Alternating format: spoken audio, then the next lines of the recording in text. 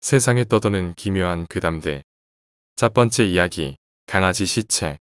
9월 무렵, 도호쿠의 어느 현으로 여행을 갔었다. 가는 김에 거기 사는 먼 친척분에게 인사를 드리러 갔다. 꽤 시골 마을이었는데 거기서 사촌 자매 부부와 아이들 그리고 사돈댁 부모님이 같이 살고 있었다. 나는 결혼식 이후로 처음 뵙는 거라 깍듯이 인사를 드렸다. 마침 사돈 어르신과 내 취미가 열대어 기르기로 같아 이야기를 나누는 사이 꽤 허물없는 사이가 되었다. 그러던 도중 밭에서 뭐라도 좀 뜯어오겠다고 하시기에 나도 도우려 따라가 나갔다. 낯을 든 어르신과 집 뒤편 밭으로 걸어간다. 도중 작은 오두막 앞에서 어르신은 잠깐만 기다려주게라고 말하고 오두막을 들여다봤다. 나도 뒤에서 슬쩍 살피니 큰 골판지 상자에 헌옷이 깔려있고 갈색 개가 들어앉아 있었다. 주변에는 갈색의 쬐끄만한 것들이 3마리 꼬물대고 있었다. 아무래도 태어난 지 얼마 되지 않은 강아지인 것 같았다. 태어났구먼이라고 말하며 어르신은 싱글벙글 웃고 있었다. 그 사이 어미개가 한번 크게 짖더니 강아지가 또 한 마리 태어났다. 이번 강아지는 몸이 검고 머리만 핑크색이랄까? 갈색이랄까? 그런 느낌이었다. 그 녀석은 어미개를 혀로 핥으며 우리 쪽을 봤다. 얼굴이 개가 아니다. 머리털이 없는 사람 같은 얼굴이었다. 그 강아지가 첫 울음을 마치기 전 어르신은 그걸 손으로 잡고 낫으로 목을 베어버렸다. 사람 얼굴을 한 강아지는 그대로 숨을 거뒀다. 나는 놀라 말도 못하고 서 있었다. 어르신은 저런 건 살려두면 안 되지라고 말하며 그대로 밭으로 가 쓰레기를 태우는 드럼통에 던져 넣었다. 그리고는 불을 붙여 강아지 시체를 태워버렸다. 어르신은 미안하네. 집사람들한테는 말하지 마라 주게라고 당부했다. 나는 아무것도 묻지 못하고 채소를 뜯어 돌아왔다. 두 번째 이야기, 우연에 관한 이야기들. 시원한 바람이 부는 어느 가을날, 한 시골의 작은 다리에서 큰 사고가 났다. 사고가 난 현장은 너무나 처참했다. 작은 다리의 옆은 부서져 있고 그 밑으로 흐르는 냇가에는 승용차가 처박혀 있었다. 사고 현장 주위로는 사건 현장을 찍는 사람들과 시신의 뒷수습을 하는 사람들, 구경 온 마을 사람들의 통제에 굉장히 분주했다. 아빠, 거기 폴리스 라인 넘지 마셔. 할아버지. 한 형사가 폴리스 라인 바깥쪽에서 자꾸 밀고 들어오는 할아버지를 막아서며 소리쳤다. 그리고는 더 넘어오는 사람이 없는지 둘러보는데 한 남자가 눈에 보여 그쪽으로 뛰어간다. 어이구, 반장님 오셨습니까? 검은 선글라스를 쓴 반장이라고 불리는 남자는 입으로 찌릿거리며 마을 주민들을 바라보다 말한다. 그래, 지금 이게 무슨 상황이냐? 형사는 바로 옆에 붙어서 말했다. 아예, 그게 교통사고인데 그것이 좀 복잡해서. 반장은 퉁명스럽게 말했다. 고작 교통사고인데 우릴 불렀단 말이야. 아나. 우리가 그렇게 한가한 사람인 줄 아나. 형사는 머뭇거리며 말한다. 반장님 그것이 있잖습니까? 사망자가 6명이나 됩니다. 차에 6명이 타고 있었는데 한 방에 즉사한 거야? 그것이 말이죠. 교통사고로 사망한 사람은 3명입니다. 근데 이게 우연하게도 차에 탄 18세여 김영순과 운전자 42세 남 박귀순이 반대편에서 걸어오는 29세 이현도를 못 보고 차로 치고 그 상황을 피하려고 오른쪽으로 꺾었다가 냇가로 빠졌는데 그 밑에서 다슬기를 잡던 83살 남 배북덕 할아버지가 깔려 죽고 우연히 그것을 보게 된 33살 남 차밀씨가 심장마비로 사망했습니다. 반장은 선글라스를 벗어 제끼며 말했다. 뭔 놈의 일이 그렇게 되냐? 그럼 나머지 한 명은 피해자의 가족들에게 전화를 돌리는 도중에 발견됐습니다. 바로 18세여 김영순의 어머니의 자살입니다. 저희가 전화를 돌렸는데 끝까지 받지 않아 집으로 찾아갔고 집에서 김영순의 어머니가 목을 매단 채로 발견됐습니다. 위에서는 자살 사건도 지금 이 사건과 같은 맥락으로 보고 있어서 저희 책임으로 넘어온 상태입니다. 반장은 깊은 한숨을 쉬며 말했다. 무슨 이런 우연이 있냐. 벌써부터 골치 아프구먼. 나는 어릴 때 귀가 들리지 않고 말을 할 수 없게 태어났다. 장애를 가지고 태어난 나를 보고 나의 아버지란 작자는 모두 나의 어머니 탓이라며 폭력과 욕설을 퍼부었고 결국 우리를 버리고 떠났다. 어릴 적 나는 귀가 들리지 않아 제대로 된 교육을 받지 못해 남들보다 배움도 떨어졌다. 그렇기에 잔실수도 많고 바보같이 보였지만 이웃 주민들은 그런 나를 항상 감싸주고 이뻐해줬다. 몇몇 사람들은 빼고 여기 시골 마을 사람들 모두 나를 친절하게 대해준다고 믿었던 것은 내가 16살이 되고 조금이나마 귀가 들리기 시작할 때부터 환상이었음을 깨달았다. 나는 귀가 들리지 않는 것은 사람들이 항상 나를 웃으며 대했기 때문에 나는 내 장애가 불편한 것이 아니라 오히려 축복받은 것이라고 생각했다. 왜냐하면 항상 나는 주위 사람들로부터 보살핌을 받아왔고 사랑을 받아왔기 때문이다. 하지만 내 귀가 조금씩 들리고 나서부턴 그 현실이 환상이었음을 깨달았다. 어른들은 표정은 웃고 있지만 말로는 저 장애인년 또 동네 산책 나왔네. 정신이 모자라니 매 놀러 다니기만 하고 정말 개팔자가 상팔자라고 전연투고하는 말이 구먼 등등 웃는 얼굴을 하고 나를 비난하는 말을 하곤 했다. 사람들은 나를 정신적 미숙아라고 잘 못 알았기에 그렇게 욕을 했던 것 같다. 사실 난 귀가 안 들리고 말을 못할 뿐 정상인과 다름없었다. 야, 너 일로 와봐. 한 남자가 가게 안에서 밖에 걸어가는 한 여자를 부른다. 그 여자는 몸을 벌벌 떨며 남자를 겁에 질린 표정으로 쳐다본다. 아이 씨발년이 오라면 와야지. 남자는 거친 말을 하며 가게 문 밖으로 나와 여자의 어깨를 세게 잡았다. 하지만 남자는 무의식적으로 크게 소리를 질러 누군가 듣지 않았을까 싶은 마음의 주위를 황급히 둘러보고 아무도 없음에 안도하고 여자를 가게 안으로 끌고 들어온다. 여자는 못내 입만 뻐끔거릴 뿐이다. 남자는 가게 안에 있는 작은 방으로 여자를 거세게 넘어뜨렸고 넘어진 여자의 뺨을 세게 때렸다. 이 정신병자년이 오라면 싸게 와야지 뭘 멍하니 서 있어. 여자는 맞은 뺨을 감싸며 이내 눈물을 흘렸다. 그러나 남자는 신경 쓰지 않고 자기의 바지춤을 풀기 시작했다. 마침 장사도 안 되는데 잘 만났다. 여자는 손사래를 치며 무언으로 안 돼요라고 말하는 듯 싶다. 그때 남자가 바지를 무릎까지 내리고 있을 때쯤 가게의 전화벨 소리가 울려 퍼졌다. 남자는 그 소리를 듣고는 거기 가만히 있어 괜히 움직이면 죽을 줄 알아라고 하며 작은 방 문을 닫고 전화를 받으러 갔다. 오이, 현도야.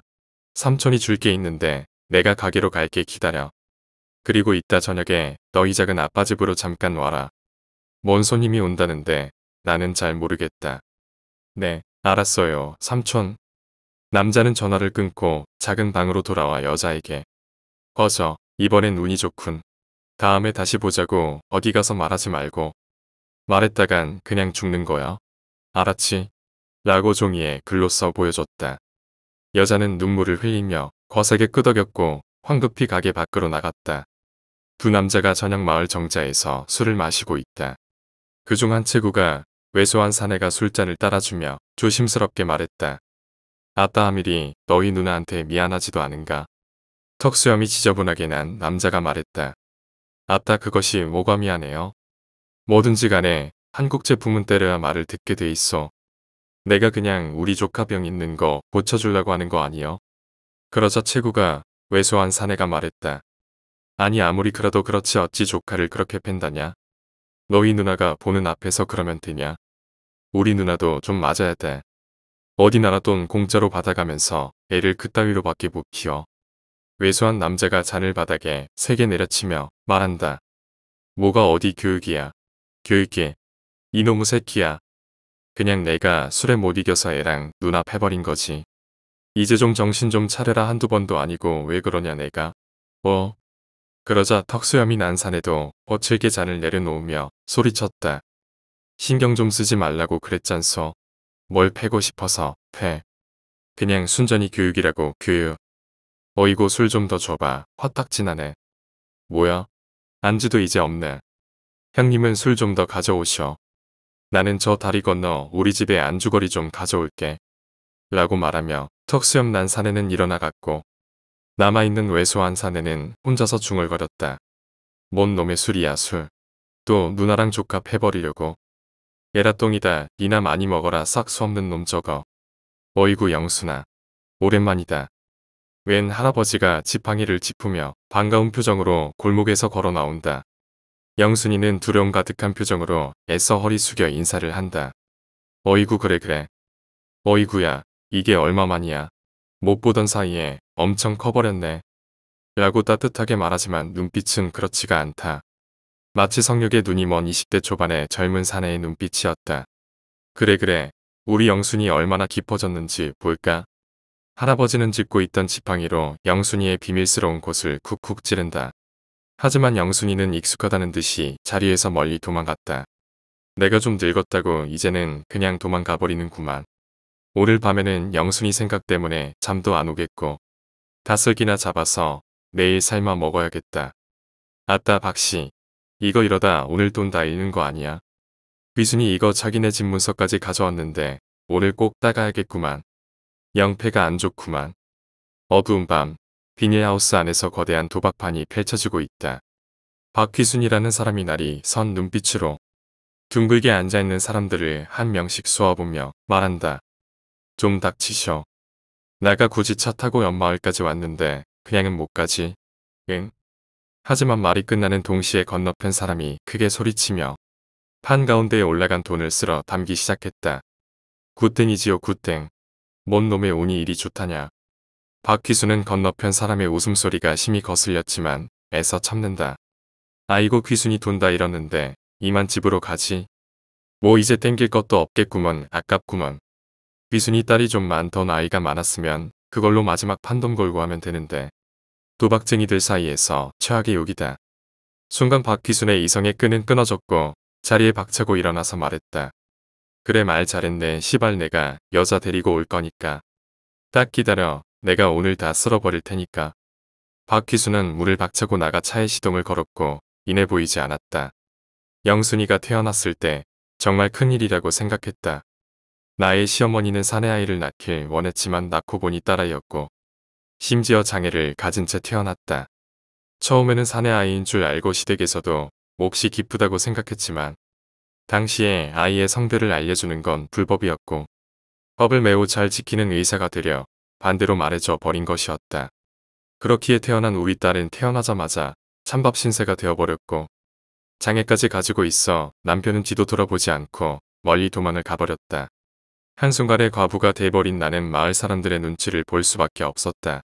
그렇기에 예전부터 마을 사람들이 우리 딸아이에게 해온 짓거리를 다 알고 있었지만 차마 목소리를 낼 수 없었다.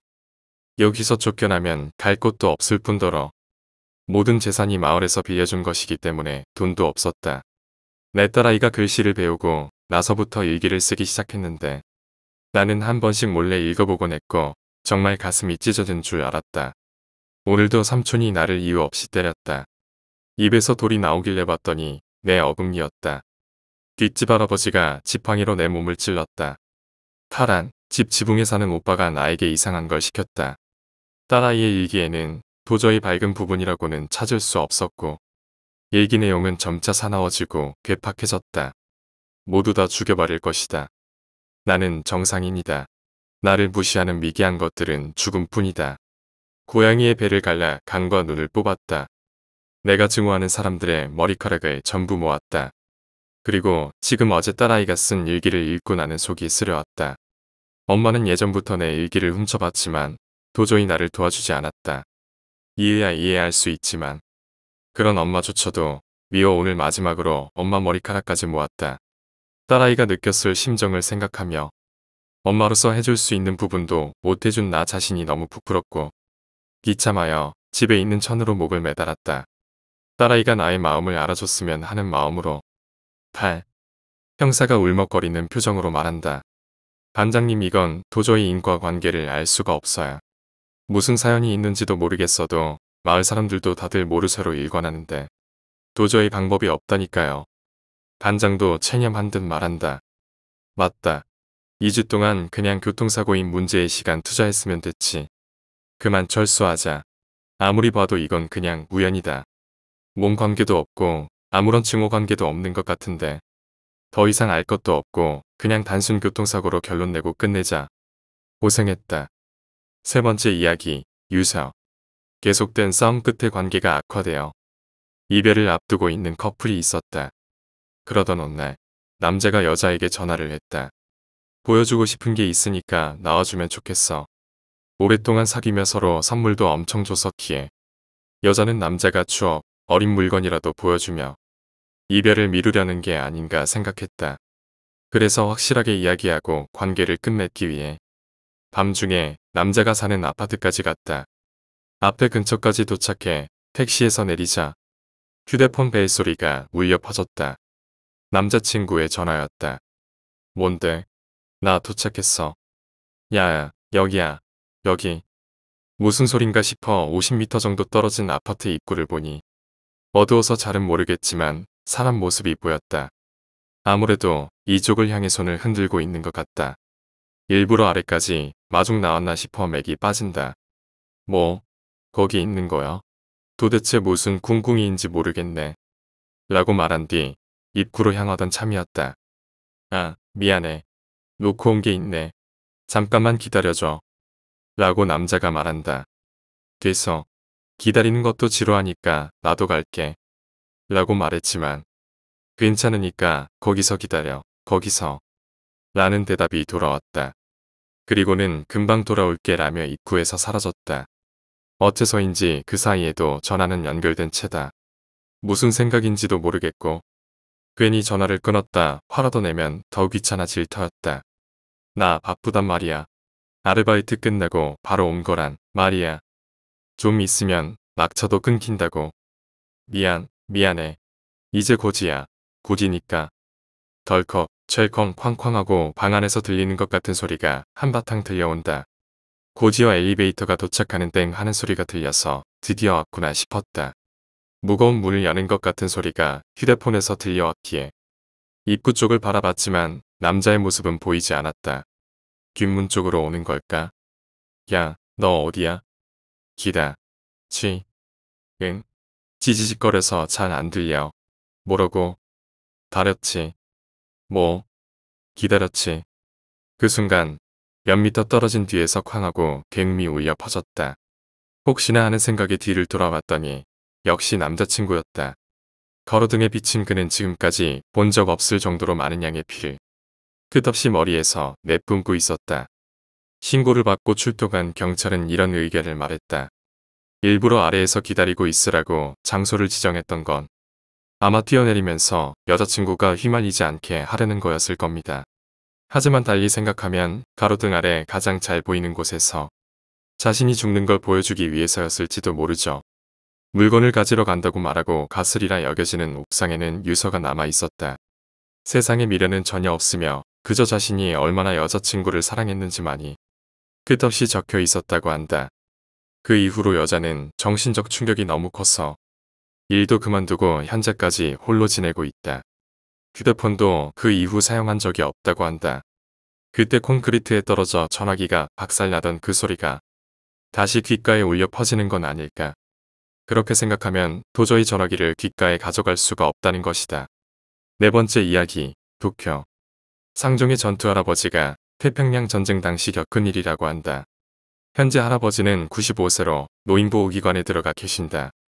이 이야기를 해주실 무렵에는 이미 치매기가 조금씩 오고 있었으니 진위 여부는 나도 모른다. 할아버지는 당시 해군 항공대에 소속되어 야간 공격대에서 전투기 조종사로 참전했다고 한다. 야간에 공습을 하러 날아오는 B-29 폭격기를 요격하는 게 주임무였다고 한다. 쇼와 19년 말부터는 수도권에도 폭격이 빈발해졌다. 그리고 종전을 맞게 되는 쇼와 20년 3월 10일 일어난 것이 바로 도쿄 대공습이었다. 전날 밤 23시 무렵에 공습 경보가 발령되었지만 어째서인지 곧 해제되어 할아버지는 마음을 놓고 있었다고 한다. 하지만 날이 바뀌고 얼마 지나지 않은 0시 30분 무렵 다시금 공습 경보가 발령되고 출격 명령이 떨어졌다. 할아버지는 다른 동료 2명과 함께 비행기에 올라타고 출격했다. 고도를 높여 도쿄 방면으로 기수를 향했다. 아래로 보이는 도쿄는 이미 불바다에 휩싸여 있었다. 하늘은 불길로 인해 새빨갛게 물들고 연기는 몇천 미터 위 상공까지 퍼져 있었다. 열기 때문에 일어나는 상승 기류가 격렬해서 수도권 상공을 비행하는 게 곤란할 정도였다. 할아버지는 필사적으로 조종해온 신경을 집중해 서쪽으로 기수를 돌렸다. 그때였다. 동료 중 레이더 탐지를 맡았던 이가 레이더에 뭔가 잡혔어 라고 입을 열었다. 레이더 신호를 따라가니 수도권을 이탈해 도쿄만 상공으로 나왔다. 잠시 후 꽤 낮은 고도에서 기관총 예광탄이 빛나는 게 보였다. 아무래도 전투 중인 듯 했지만 주변의 비행기라고는 그 한 대뿐이다. 할아버지는 아군인지 확인할 의도로 그 비행기를 향해 다가갔다. 만약 적기일 경우 너무 가까워지면 선제 공격을 당할 수도 있으니 적절한 거리를 유지하면서 그러던 도중 할아버지는 이상한 점을 깨닫고 말았다고 한다. 아래에 있는 비행기는 틀림없이 B-29였다. 4개의 엔진 중 3개가 검은 연기를 뿜어내고 있었다. 완전히 만신창이가 된 채였다. 하지만 이상한 건 그게 아니었다. 그 B-29는 기체 중앙에서 기관총으로 상공으로 공격을 퍼붓고 있었던 것이다. 아무리 봐도 주변에 다른 비행기는 없다. 그뿐 아니라 B-29는 기체 중앙에 기관총 포탑 같은 게 설치되어 있는 비행기도 아니다. 할아버지는 조금 더 가까이 다가갔다. 그리고 보고야 말았다고 한다. B-29는 기체 중앙부에 심각한 손상을 입어 천장이 다 벗겨져 아니 훤히 들여다 보였다. 아무래도 전면 포탑에서 떼어낸 것 같은 기관총을 들고 기내에서 미군 병사가 무언가를 향해 난사하고 있다. 그리고 그 총구 방향에는 믿을 수 없는 것이 보였다. 몸은 인간과 비슷하지만 비쩍 마르고 온몸에 털 한 자락 보이지 않는다. 피부는 거무스름하고 얼굴은 사람인지 짐승인지도 알 수 없었다. 귀는 삐쭉 솟아 마치 악마 같은 형상의 등에는 날개가 솟아 박쥐 같은 모습이었다. 하지만 그보다 놀라운 것은 그 크기였다. 눈대중으로 보아 5m는 될 키에 날개를 펼치자 그 폭이 20m는 좋게 되어 보였던 것이다. 그 녀석은 한 손에 목이 없는 미군 병사의 시체를 든 채 한 손으로는 비행기에 매달려 기관총을 든 병사를 잡아채려 하고 있었다. 할아버지는 곧바로 동료들에게 의견을 구했지만 한 명은 위치 때문에 목격이 불가능했고 다른 한 명은 할아버지와 마찬가지로 충격에서 헤어나질 못하고 있었다. 할아버지는 공격할까 싶기도 했지만 더 관여했다가는 자신도 위험해질 것 같다는 생각에 도망쳤다고 한다. 점점 멀어지는 B-29는 점차 고도가 떨어져 간다. 하지만 병사는 전투를 포기하지 않은 듯 예광탄의 궤적은 밤하늘에 퍼져갔다. 할아버지는 차마 끝까지 지켜보지는 못했다고 한다. 그 후 도심부로 돌아가 요격 임무에 임했지만 그런 광경을 보고 나니 뭘 어찌할 생각도 들지 않았다고 한다. 이른 아침에 기지로 돌아온 후 할아버지는 전과가 없었다고 보고를 했다. 그런 이야기를 꺼내봐야 미친놈이라는 소리나 들을 테니까.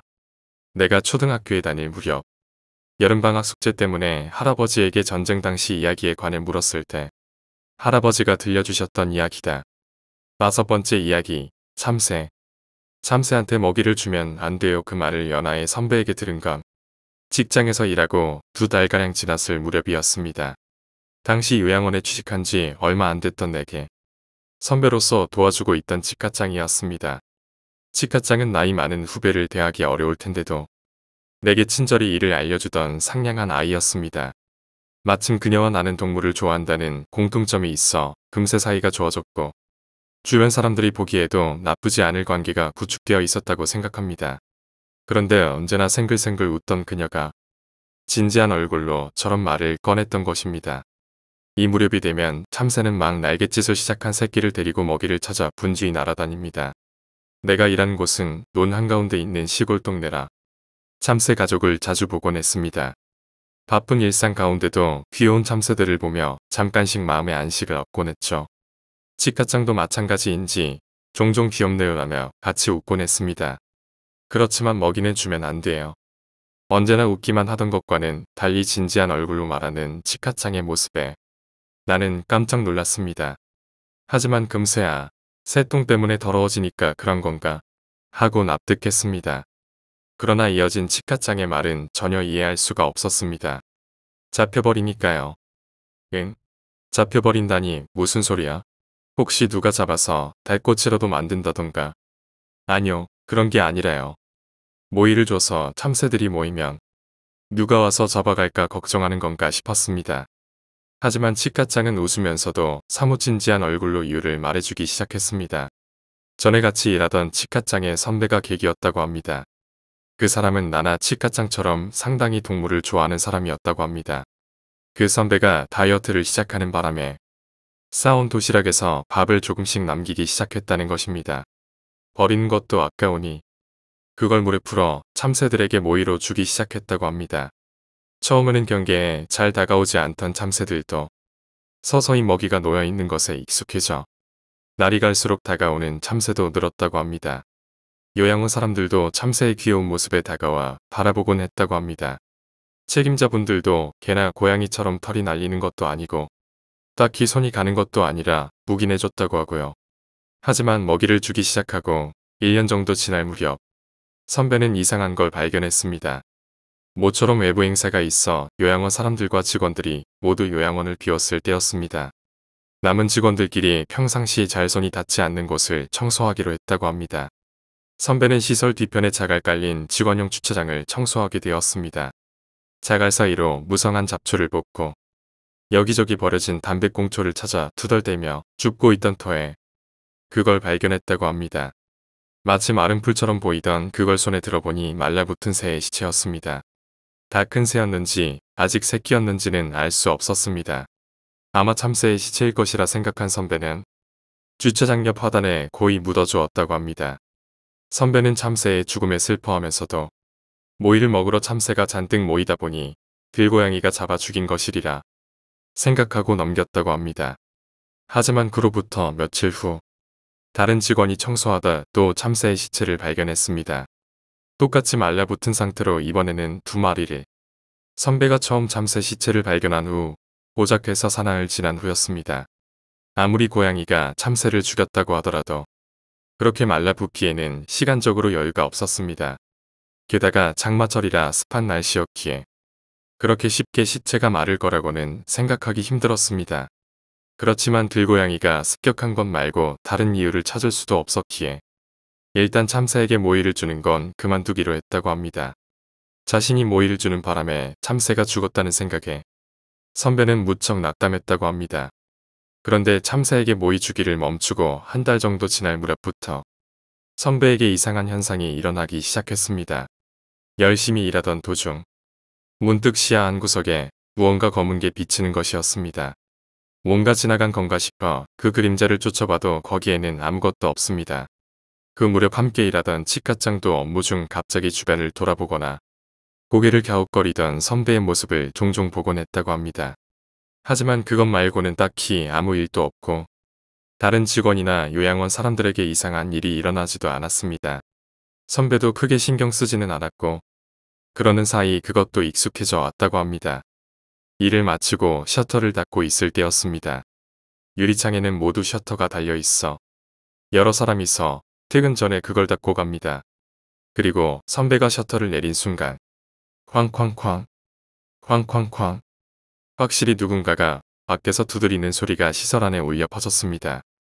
가까이 있던 남자 직원이 곧바로 다가와 못된 장난이라 생각했는지 옆에 있는 창을 열고 셔터 너머를 보았습니다. 그 순간 소리는 멎고 창 밖으로 몸을 내밀었던 직원은 하얗게 질린 얼굴로 들어왔습니다. 아무도 없어요. 바로 금방 전까지만 해도 누가 두들기고 있던 셔터였습니다. 누가 장난치고 도망가는 거라면 적어도 뒷모습은 볼 수 있었을 터입니다. 다들 그 사실에 소름이 끼쳤지만 차마 누구도 입 밖으로는 꺼내지 못했다고 합니다. 한순간 시설은 적막해지고 뭐라 말할 수 없는 분위기만이 감돌았다고 합니다. 우리 요양원은 병원에서 운영하고 있는 거라 위치도 병원 근처입니다. 그렇기에 요양원에 계시다가 임종은 병원에서 맞는 분도 많아 다들 조금씩 두려워하고 있었다고 합니다. 그 후에도 사무실에 있는 신상이 넘어지거나 아무도 없는 방 안에서 소리가 들리는 등 이상한 체험이 연이어 나타났다고 합니다. 하지만 가장 큰 일을 겪은 것은 역시 그 선배였습니다. 이상한 일들이 일어나기 시작하고 2달이 채 안 되어 여름 더위가 한창일 무렵이었습니다. 직원들은 일을 마치고 요양원 내부 청소와 다음날 준비를 하고 있었습니다. 일은 끝났지만 여름이라 워낙에 더워 다들 집에 갈 때까지는 에어컨을 틀어둡니다. 그래서 창문은 죄다 닫혀 있고 실내는 꽤 시원한 온도를 유지하고 있었다고 합니다. 그런데 선배는 어째서인지 습기 찬 공기를 느끼고 있었습니다. 왜 그런 거지? 어디 창문이라도 열린 건가 싶은 생각에 청소를 대충 마치고 주변을 쓱 돌아봤습니다. 또 검은 그림자가 시야를 지나갑니다. 놀라 그쪽으로 눈을 돌리자 창문이 눈에 들어왔습니다. 그리고 처음으로 그 그림자의 정체를 알 수 있었습니다.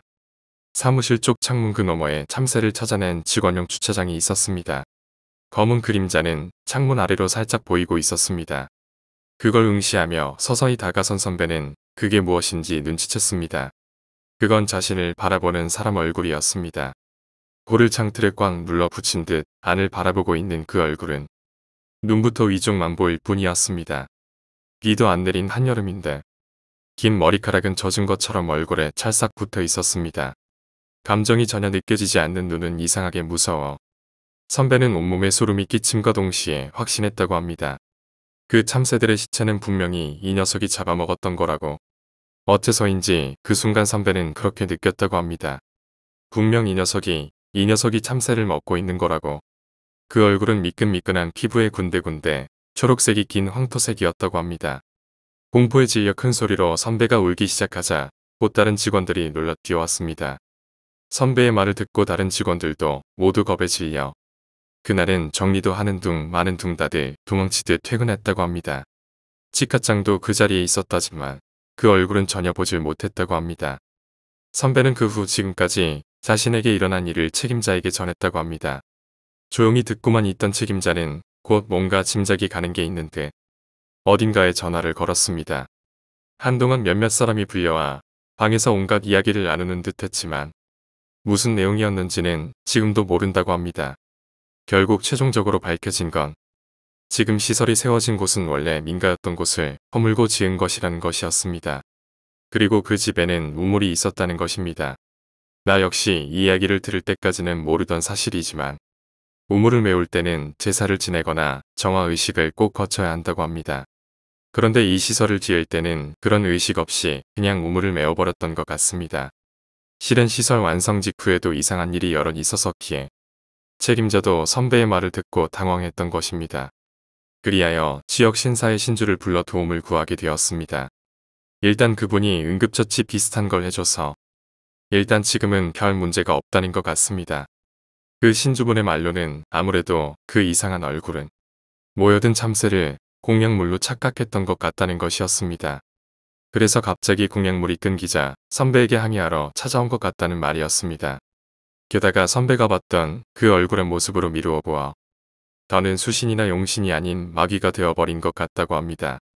억제할 수는 있어도 완전히 그 존재를 지워버리는 것은 너무나 어려운 일이라는 말도 함께요.